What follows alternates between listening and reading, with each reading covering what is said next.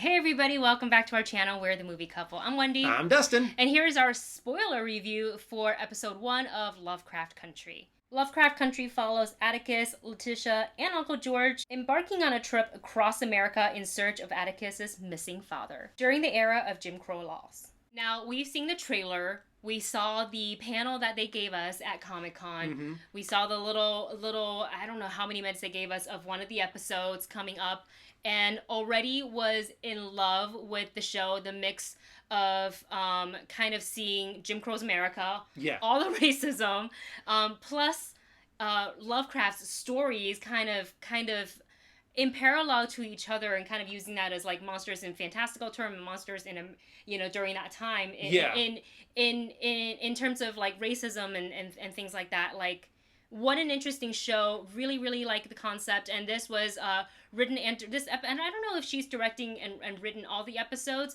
but this one was directed and written by Misha Green, which I absolutely, because a lot of people think like Jordan Peele wrote it.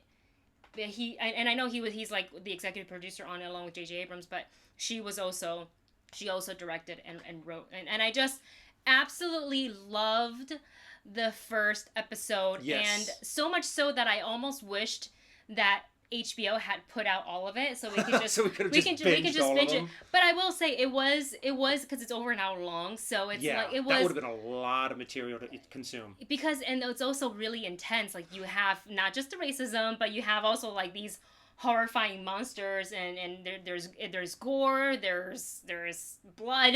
Yeah. That's the same thing, but yes. That is the thing with this kind of story too, is the fact that you first really need to build the world. And they did a beautiful job on just painting the different colors of America during this time. Yeah, the racism, the black communities, also the Green Book? The Green Book, yes. And the Sundown counties or Sundown laws. Yeah, but also just how one of the big things is that the main character Atticus, when he's coming back from being in a war, and how a lot of the people are kind of looking at him going, why did you fight for a country that hates you? Which was a big topic back then.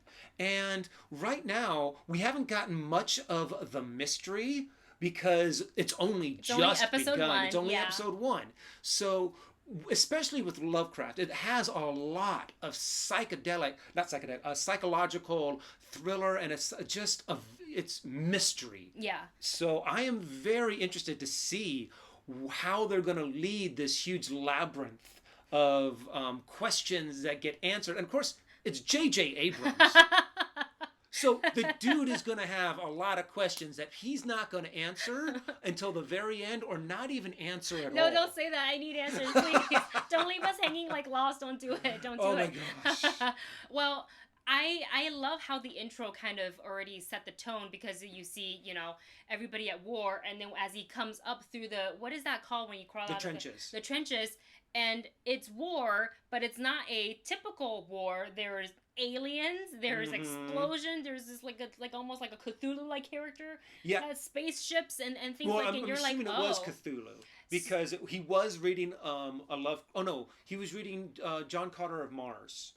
And so there's there's all of those scientific sci-fi elements there, but then he does mention Lovecraft, and you do see all of these like different elements in a dream sequence that he is having on his way home, but then they hit you with what the reality is, which is almost even more scary. Yeah, I was gonna say, I feel like the reality portrayed in this, it's almost worse than the monsters, because technically those monsters exist in books, in fantastic worlds and movies. They don't really exist in real life. All the racism and things like that. Out there that are plenty real. Yeah, that's a real problem, and to see it play out, it's just, especially in this time where we are today too, and you kind of see it and you're like, well, yeah, there it was. And like, I really enjoy that they didn't try to shy away from it at all, and why and why should they? They did why should not they? shy away. Yeah, tell the story. So this was very much like an introductory episode, obviously getting you to know all the characters from Atticus to George to Letitia, who is literally like, and I already knew this from the trailer that she was going to be my favorite. I already loved her as Black Canary in Birds of Prey, which ironically came out at the same time on HBO. I think literally dropped on the same day or the same, like, within days week, of each other. Yeah, it's perfect. So in case you need more Jurnee Smollett, you can watch Birds of Prey and then you can watch Lovecraft Country. And she's fantastic. She does a really good job on playing like that spunky kind of character. Oh, she's so very great. Independent and strong and idealistic, and it's really cool to see her play a really good strong character. Mm-hmm. I can't wait to see more from her. There are so many questions that I have. Mainly what happens at the very end. We'll jump to the end of the episode before we kind of come back to our favorite moments or biggest moments we feel like in the show.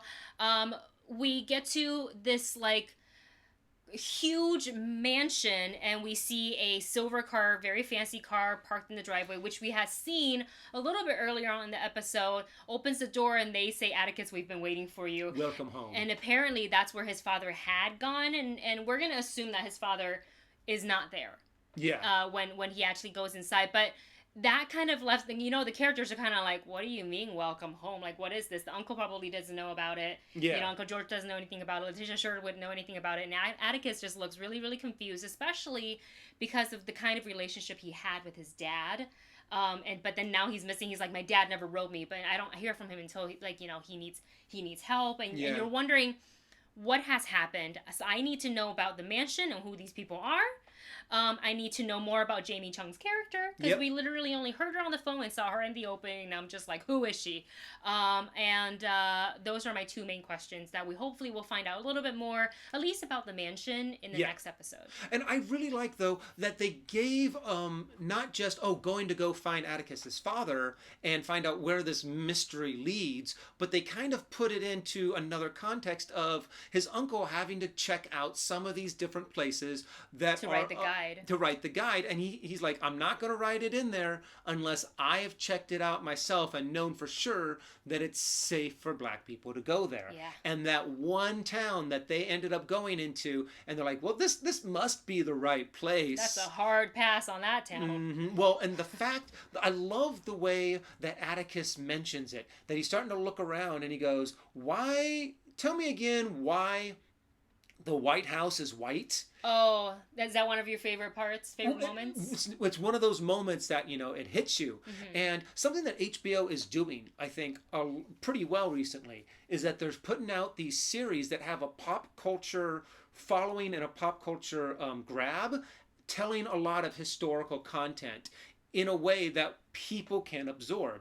The fact that he was like, well, during the War of 1812, the British burned it down, and the slaves, in order to cover up the burn marks, had to paint the White House paint the White House white. But then he like looks down at the floor and moves one of the tiles, and it's all burnt, and they're like, out, everyone. Well, that's when Letitia came back, because get the hell out. She overheard the server, or the waiter at the diner was on the phone, was like, of course I didn't serve. And I was like, get out, this is not the right place for you. Mm-hmm. And then it just kind of propels you into this horrible like car chase. And, people with their freaking rifles coming after them, and they're having to take their Woody, their little unbreakable station wagon, and try to run themselves out of that place to safety, which is so intense.